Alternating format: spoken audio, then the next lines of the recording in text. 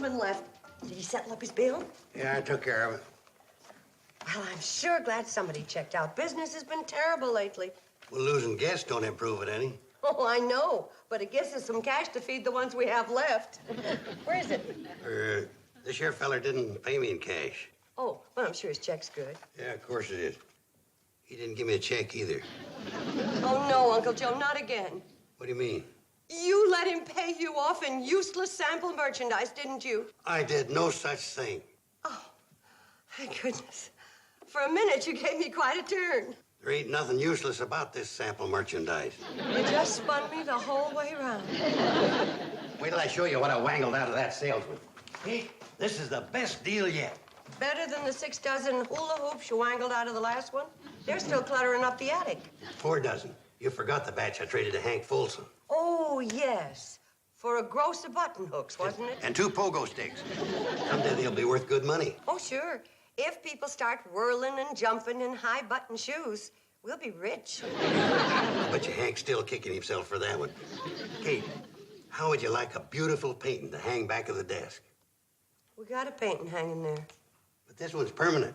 You don't throw it away every year after you tear out December. Is that what the salesman gave you? A painting? Not exactly, but about as near to it as you can get. If that's the nearest thing to a painting, you have a very poor sense of distance. Well, maybe I better explain it to you. You notice a picture is divided into all these little sections with numbers in them?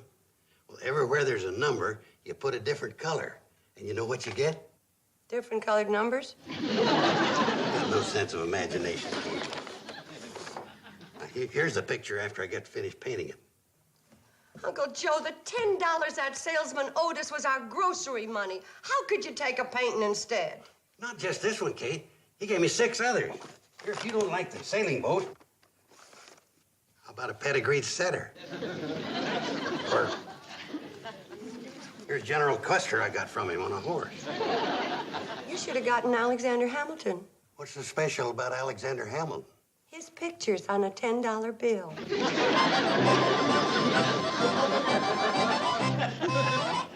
Here's number 13, green.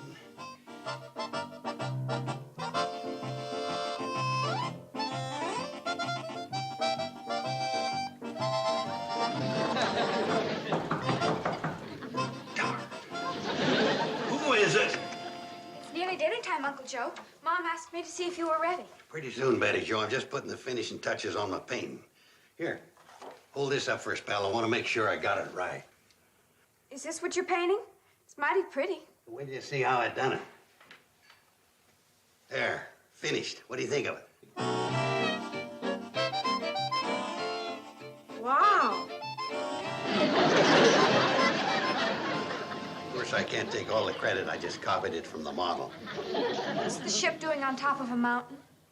Oh, that's not a mountain. That's a wave. A brown wave? You noticed that, huh? I guess I slipped up on that when I got the numbers switched. Instead of number 32, I used number 23. What about the purple sky? On this, it's blue. I guess I got that number backwards, too. 11? Those little things don't count. The real great artists sometimes slip up on the details. You'd know that if you'd ever seen a picture of the Venus de Milo. Hey, wait till you see it in this old frame I dug up out of the attic. Well, where are you gonna hang it? I figure the best place is over the desk in the lobby.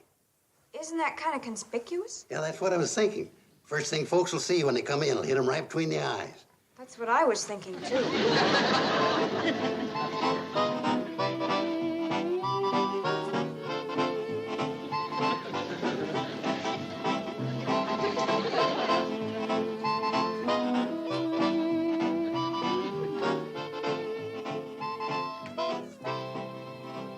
Joe, you better take this laundry upstairs. The Cannonball's in. I gotta get dinner started. And besides, I was... Well, you could have waited till I had a hold of it. Well, you seen the picture. How's it hit you? Right between the eyes. It's still there. Well, ain't you gonna say something? As soon as I figure out a way to phrase it. Does it have to hang up there? You know, when folks come in here, that's going to be the first thing they see. Well, that's the idea. Stranger comes through the door, Walks over to the desk, trying to make up his mind whether to check in, looks up, sees a picture, and makes up his mind. Now you're getting the idea. Don't you think it'd look nicer hanging next to your wooden Indian? Oh, but you're always hiding my Indian. I don't even know where he is now. Down in the cellar, behind the furnace. Hey, just because you got no appreciation of art, don't mean... Here's the groceries you asked me to pick up at Sam Drucker's, Kate, and we brung 2 passengers for dinner. Hey, watch what you're doing, Charlie. Lucky thing I'm carrying in the eggs. You notice something new, fellas? I done it. What for? Well, it gives a place class. Not many hotels got an original oil painting in their lobbies. Not that original. I reckon it's the first time a ship ever got stuck on top of a mountain. Well, what about Noah's Ark? Besides, that's not a mountain, it's a wave. A brown wave? A purple sky? Well, you're standing too close. You gotta move back from it to get the full enjoyment. Well, I know, but the lobby ain't big enough. You ain't gonna leave that thing up there, are you, Kate? Why ain't you? It looks just fine up there. Besides, it hides a crack in the wall. What crack? The one I made when I hung it up. Personally, I prefer a crack in the wall. Personally, I don't think the wall's the only thing around here that's cracked. That painting hangs just where it is, and I don't want to argue about it no more. I declare, sometimes that man's just like a mule. Worse, a mule could paint 10 times better than that.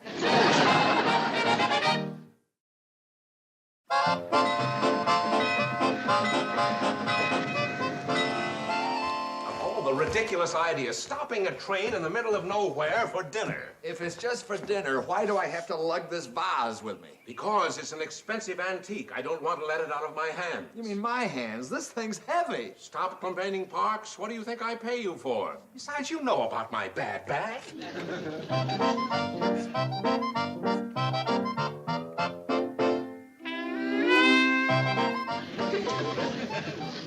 Before you come in any further, you better hand me that vase. What about your bad back? Never mind my back. Hand me the vase. Oh, it's all right with me, but I don't understand why all of a sudden you want... Now I understand. You know something, Parks? I think we've just walked into the Twilight Zone. And we're supposed to have dinner here. Who's hungry? Wait a minute. I want to get a closer look at this. Oh, Mr. Cheever, you may have a weak back, but you certainly have a strong stomach. I'm not talking about the painting. Parks, wouldn't you say this frame is an authentic 19th century Von Getten? It certainly looks like it. Of course, I'd have to see the marks on the back to be sure.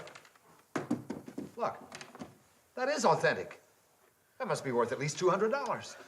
Notice the subtle detail. Magnificent. Afternoon, gentlemen. See, you're admiring my painting. You painted this? Well, I don't like to brag, but I'm the artist. I wouldn't call that bragging. He means you have a very special talent. Special, huh?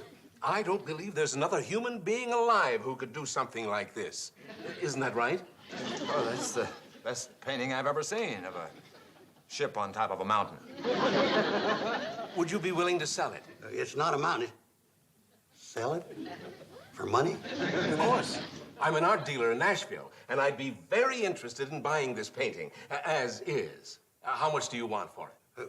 Well, let me see now. There's the paint, the canvas, labor, wear and tear on the brush. $20? 15 with the frame. Sold. Sold? I knew I was dealing with a shrewd trader. It's easy to see you're as good a businessman as you are an artist. I'm warning you, Kate. You leave that thing hanging up there, there won't be a guest left in the hotel. Oh, is it really that bad? You ought to see it. Billie Jo, that's not a nice thing to say to your sister. All right, folks, here's your last chance to see this work of art. I'm sorry. That's all right, Bobbie Jo. It wasn't your fault. I see you've come to your senses and took that crazy picture down. Crazy picture, huh? This painting's just been sold for $15. Who's crazy now? The feller who bought it. The feller who bought it's an art dealer from Nashville. One of the passengers you brung in on the Cannonball. Uncle Joe, you mean you really sold it? For $15. I'm on my way to create it for the man right now. Well, does he know how you did it? By coloring in the numbers? He didn't ask me. Don't you think he should know? He paid $15 for an original painting. Yours is just a copy. This ain't a copy. The original was a picture of a ship riding on a wave. This here's a picture of a ship stuck on a mountain. If you don't tell him, I will. Oh, now, wait a minute, Kate. Don't ruin my career just as I'm getting started. I'll tell you what. Instead of this old frame, we'll give him the one off Grandpa's picture. You know, the one with the carved cupids and the red and green scallop border? I don't know. We certainly ought to get his money's worth with that. Yeah, I suppose so. But just to make sure, I won't charge him for his dinner.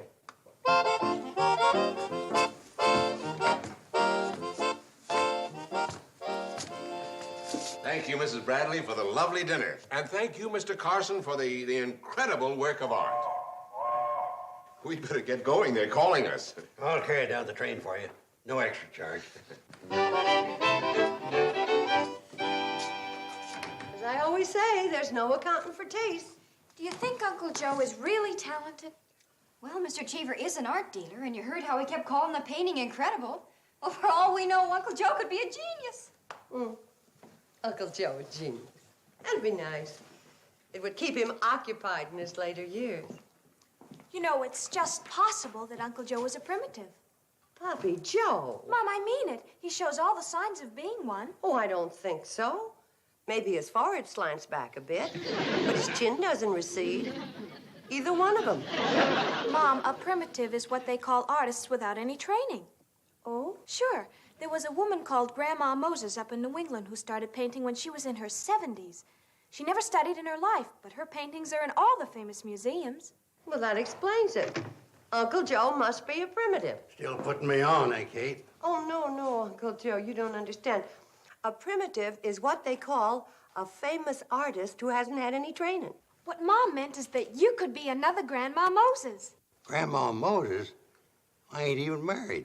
Bobbie Jo's talking about an old lady who was a famous artist. And that's the way she signed her paintings, Grandma Moses. Grandma Moses, huh? And you say she was a great artist? Her pictures are in all the museums.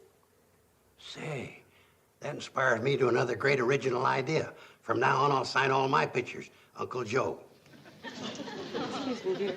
Uncle Joe, I hope that this career in painting will make you very, very happy, but I wouldn't bank on it too much. Well, I am banking on it. It's the first chance in my life I've had a chance to be somebody and be respected by the people around here. Uncle Joe, I respect you, and so do the girls. Yeah, but you don't count. No, I mean, well, you know what I mean. Sure. You know, it's important for a man to feel that he's accomplished something in life and not just been a drag on his loved ones. But you haven't been a drag on us. We love and respect you. Oh, go on, Kate. But it's true. Oh, I'll admit there have been times when that love and respect have skidded mighty close to irritation, but nobody's more important to us than you. Thanks, Kate. Knowing you and the girls think that way about me makes me feel great. I want you to be proud of me. That's why I gotta make good. I just gotta. I know, Uncle Joe. I know.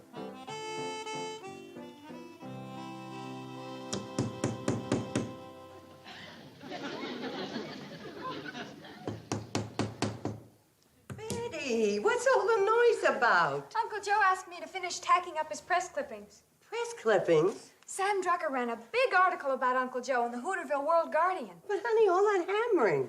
You think Sam Drucker prints only one copy of his paper?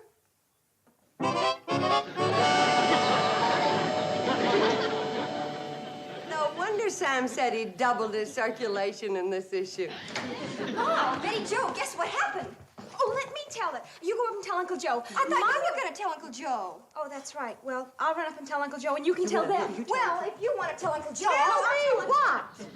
The director of the art museum in Centerville called up Sam Drucker. He read about Uncle Joe in the newspaper, and he's coming here tomorrow to see him. What for? Well, he's thinking of exhibiting all of his paintings in the museum. No kidding. The whole town's buzzing about it. Now, this ought to put Shady Rest on the map. Oh, I wouldn't be too sure of that. But, Mom, if Uncle Joe gets famous, think of the kind of people that will be coming here. Man. I thought of it first now. Now, listen, I need a lot of new clothes, Mother. Simmer down. In the first place, nothing has happened yet. And in the second place, we... Well, how do you like that for news? All them Uncle Joes is hanging in a real art museum. What Uncle Joe's is? Aside from the picture you sold Mr. Cheever, you haven't painted a thing. Yeah. Lucky for me you thought of that, Kate. That's one thing I overlooked. When did you say that museum feller was coming? Tomorrow. Well, all I gotta do is knock out 5 more masterpieces before he shows up. Why only 5? That's all the canvases I got left. Hey, one of you girls better come along. I'll need you for the pictures. As a model? No, I want you to read off the numbers to me.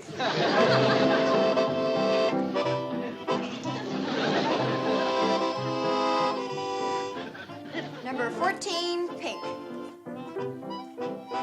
Number 14, pink. Number 14, pink.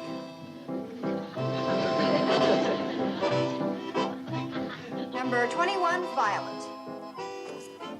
Number 21, violet. Number 21, violet. Careful, Uncle Joe, you're sloshing it over the lines. Who's the primitive around here, you or me? You are, Uncle Joe, but this one's beginning to look like a primitive's primitive. When I paint whole hog. Bring on that museum fella.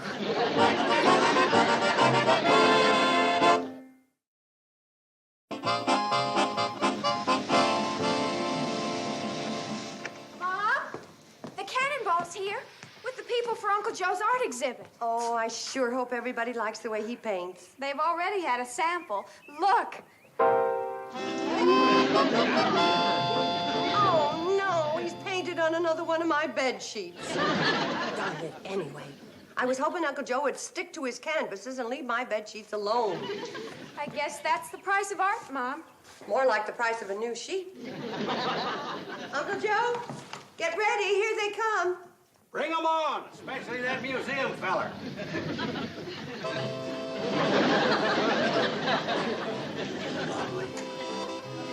Dandy.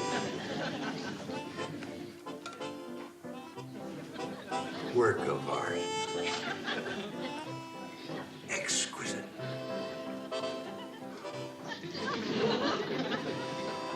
Oh, Billy, don't be stingy with the punch. We want to make a good impression. And with each program you hand out, Bobbie, be sure there's a press clipping attached. They're here. What's this? Program. You know, you can't tell the paintings without a program. You can say that again. And now let's not block the doorway, folks. Everyone's entitled to a view of the pictures.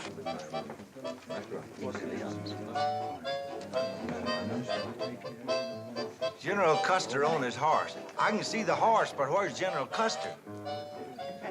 Well, this one's a pedigreed Irish setter.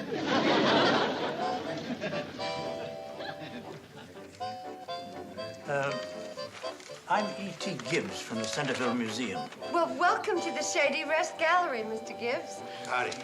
I guess you're the artist. Oh, you could tell, huh? Oh, Billy, give Mr. Gibbs some punch. Come right over here and we'll take a look at the pictures. Now, this is a pedigreed Irish setter. This was General Custer, before the Indians got to him.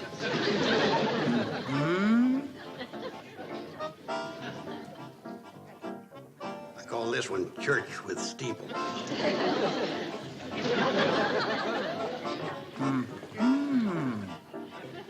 I didn't get that last one, Kate. What was it, a or a Huh? Well, what do you think? This one's for cow fanciers. Mr. Carson, I've seen Impressionism, Expressionism, Cubism, Surrealism. But this is pure sadism. You couldn't even follow the numbers. Uncle Joe, maybe you better have some punch. Come in.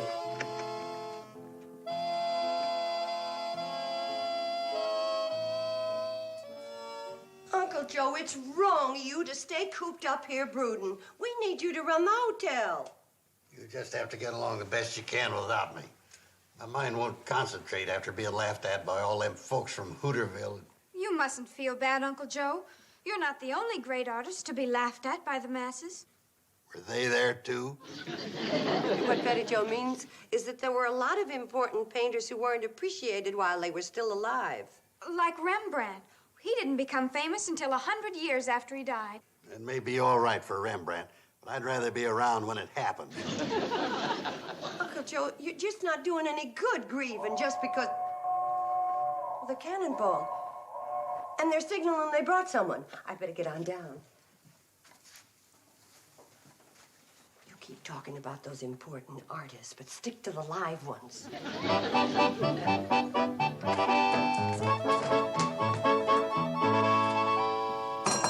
Mr. Cheever, you're back. Of course I'm back. Do you think I'd let myself be swindled? Swindle? You know very well your uncle outsmarted me. Oh, I resent that. Uncle Joe never outsmarted anybody in his whole life. What about this? You mean the painting? Not that monstrosity. I'm talking about the frame. I bought an authentic antique Von Getten frame, and your uncle substituted this piece of junk. You mean it was the frame you were really after? You don't have to pretend anymore, Mrs. Bradley. I admit $15 was a ridiculous price to pay for a Von Getten, and I see you know its real value. But I still want the frame, and I'll give you $150 for it. Without the picture, $200. 200 will be fine, Mr. Cheever. Great. I'll write you out a check. Just a minute. There are certain conditions.